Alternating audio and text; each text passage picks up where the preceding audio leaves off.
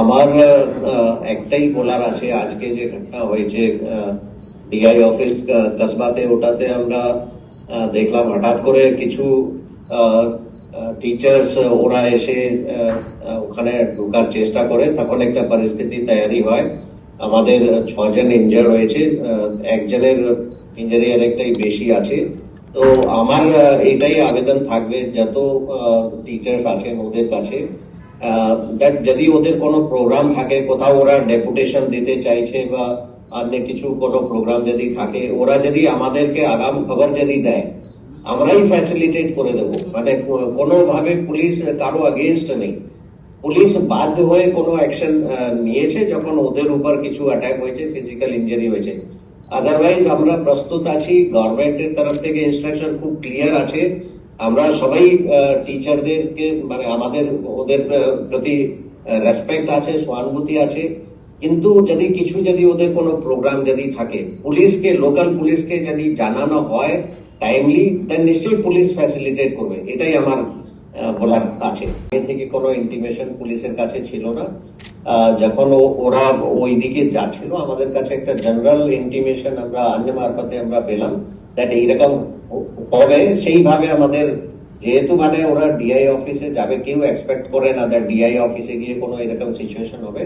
সামান্য কিছু পুলিশ ওখানে আগে পৌঁছেছে, কিন্তু কোনো কারণে ওখানে কিছু ইস্যু হয়, ওই পুলিশ ফোর্স যেহেতু সংখ্যা কম ছিল, ওটা ওভার পাওয়ার হয়ে গেছে। আবার যখন ভিতর ঢুকে একটা গ্রিল গেট ছিল, ওখান থেকে উপর ওঠার চেষ্টা করে, তখন আরো সিচুয়েশন একটু খারাপ হয়। স্যার, আপনি বলছেন যে কাল থেকে বা স্কুলে জয়েন করুক টিচাররা, এর জন্য কি কোনো গভর্নমেন্ট অর্ডার বার করেছে? কিসের ভিত্তিতে তার জন্য? আমি এটা বলিনি, আমি বলেছি কি আমরা মাননীয় সুপ্রিম কোর্টের কাছে ক্লারিফিকেটরি পিটিশন ফাইল করেছি, যেখানে আমরা রিকোয়েস্ট করেছি যাতে এক্সিস্টিং সিস্টেম কন্টিনিউ করুক। এখন ওর সিদ্ধান্ত আমরা অপেক্ষায় আছি। আমরা কাউকে কোনো টার্মিনেশন অর্ডার ইতিমধ্যে দেওয়া হয়নি। আমরা সমস্যার সমাধান খোঁজ করার চেষ্টা করছি লিগালি, এবং মানবিক দিক থেকে এটাকে পুরো দেখা হচ্ছে, কিন্তু সলিউশন লিগালি আমাদেরকে বের করতে হবে। মাননীয় সুপ্রিম কোর্টের যে অ্যানাউন্সমেন্ট আছে, যে ডাইরেকশন আছে, ওকে সামনে রেখেই আমাদের পদক্ষেপ করতে হবে। তো আমার মনে হয় মাননীয় সুপ্রিম কোর্টের অর্ডারের ইন্টারপ্রিটেশনকে রেখেই আমাদের প্রত্যেক স্টেপস নিতে হবে। আমরা সেভাবেই এগোচ্ছি। আমরা রিভিউ পিটিশনও ইমিডিয়েটলি ফাইল করব, এবং রিভিউ পিটিশন জন্য প্রস্তুতি নেওয়া হচ্ছে, এবং যেটা সেদিন আলোচনাও হয়েছিল, বলা হয়েছিল, এটা আমরা দ্রুততার সঙ্গে রিভিউ পিটিশনও ফাইল করব। আমি আপনাদের মাধ্যমে এটাই সকলকে রিকোয়েস্ট করতে চাইছি, আমার শিক্ষক শিক্ষিকা বন্ধুদেরকে, যে ঘটনা আজকে ঘটেছে যাতে এটা না হয়, এটা বাঞ্ছনীয় নেই। এটাতে কারো কিছু লাভ হচ্ছে না, এটা আননেসেসারি একটা সিচুয়েশন ক্রিয়েট করা হচ্ছে। কারো উকসানিতে যাতে আমরা না যাই, আমাদেরকে লিগাল সলিউশনই বের করতে হবে, এবং এর জন্য সরকার তরফ থেকে, আমাদের এডুকেশন ডিপার্টমেন্ট তরফ থেকে সব রকম পদক্ষেপ নেওয়া হচ্ছে। আপনি এটাও জানেন, প্রথম দিন যেদিন অর্ডার ইস্যু হয়েছিল, সেদিনই মাননীয় মুখ্যমন্ত্রী প্রেস কনফারেন্স করার পরে 2 ঘন্টার মধ্যেই আমাদের স্কুল এডুকেশন ডিপার্টমেন্ট থেকে স্কুল সার্ভিস কমিশনকে নির্দেশ দেওয়া হয়েছে।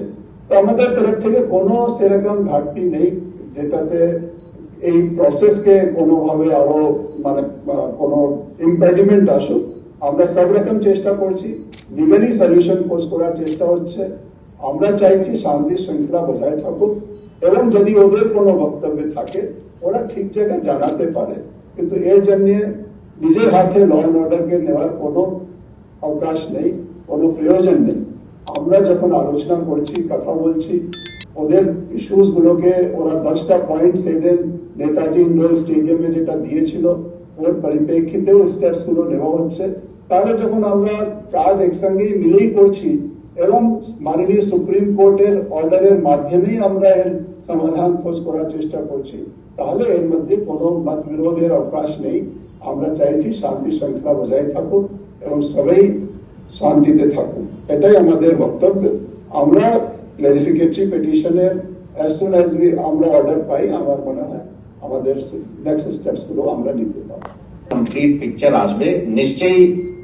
পুলিশের লোক কোন লোককে যেটা আপনারা ভিজুয়াল একটা দেখাচ্ছেন ওই ভিজুয়াল ডিজায়ারেবল নেই, এন্ড সেইভাবে সবাইকে বলা হয়েছে। এই ইনসিডেন্টের পরেও আমরা আবার ব্রিফিং করেছি, এটা সিএসআর যেটা বললেন that all this things are not desirable, কিন্তু টোটাল পিকচার আমাদেরকে নিশ্চয়ই দেখতে হবে দ্যাট ওয়াই মানে ওই পুলিশ এইরকম বাদে কেন হলো, এই পিকচারটা নিশ্চয়ই দেখার দরকার আছে। তার আগের যে ফুটেজ আছে যেখানে পুলিশের উপর অ্যাসল্ট করা হলো ওই ফুটেজটাও দেখার দরকার আছে, পুলিশ এইরকম অ্যাকশন নিতে কেন বাধ্য হলো। নিশ্চয়ই যে ফুটেজ দেখানো হচ্ছে যেখানে পুলিশ একজনকে লাথি মারছে দ্যাট ইজ নট ডিজায়ারেবল।